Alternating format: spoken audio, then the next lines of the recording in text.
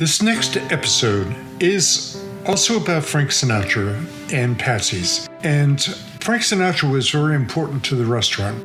In fact, he loved it so much, would make it a point to always be there when he was in New York City. He invited so many other celebrities that it became really known as a wonderful place to go for dinner and to be seen and to see other people as well. But this one involves Frank Sinatra and Thanksgiving. So it's an interesting story.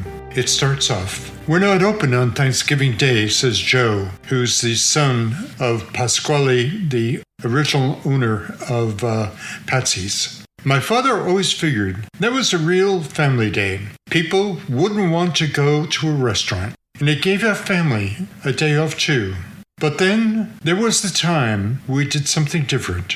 This was a number of years back. Frank Sinatra was having a bad time professionally. He was having trouble with the recording company, and he hadn't yet made From Here to Eternity, you know, the movie. And everyone said, this guy is finished. We knew he was great, no matter what anyone else said. And whenever Frank came to New York, he would hang out at Patsy's. He was there the day before Thanksgiving, having dinner. And you know how terrible people can be. There was Frank Sinatra, and people who knew him just walked right by. Didn't talk to him, didn't greet him, nothing.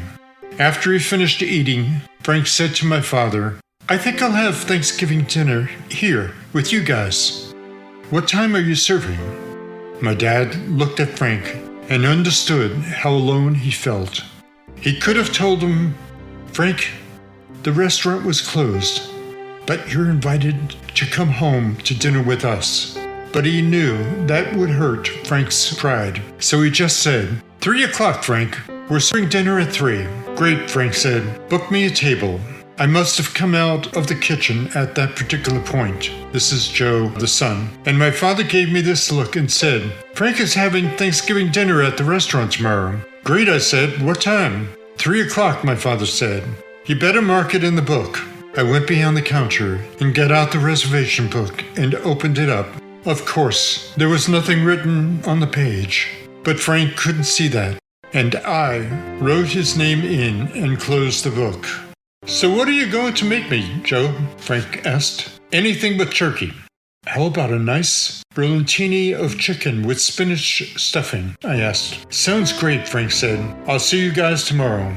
After Frank left, my father called the staff together and told them that we would be open on Thanksgiving Day. There were some groans and moans, but when my father told them about Sinatra, they understood. And the understanding was helped by my father telling them to bring their families to the restaurant for Thanksgiving dinner. And then got on the phone, called a few friends and invited them too. One of them was Jerome Castle. Jerry was a big wheel on Wall Street and a CEO of a major corporation. He said, Of course, I'd do anything for Patsy, said Jerome Castle today, remembering that Thanksgiving, after all, I'd known him since I was 8 years old when I was taken to the Villanova restaurant where Patsy worked as a waiter by my father and uncle. And I'd do anything for Frank Sinatra. I knew him from Patsy's, and we all hung out there. Yeah, I was there that Thanksgiving. There weren't too many of us. Frank noticed that the restaurant was pretty empty, and he asked my father about it. A lot of people stay home on Thanksgiving, my father said.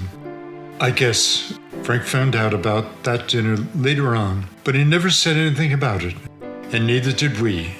Once Frank became your friend, he stayed your friend for life, and that's how it was with us. So an interesting story about Thanksgiving dinner at Patsy's when it wasn't supposed to be open. But Frank was a loyal customer, and they wanted to treat him well. Thank you for taking the time, and until the next time, farewell.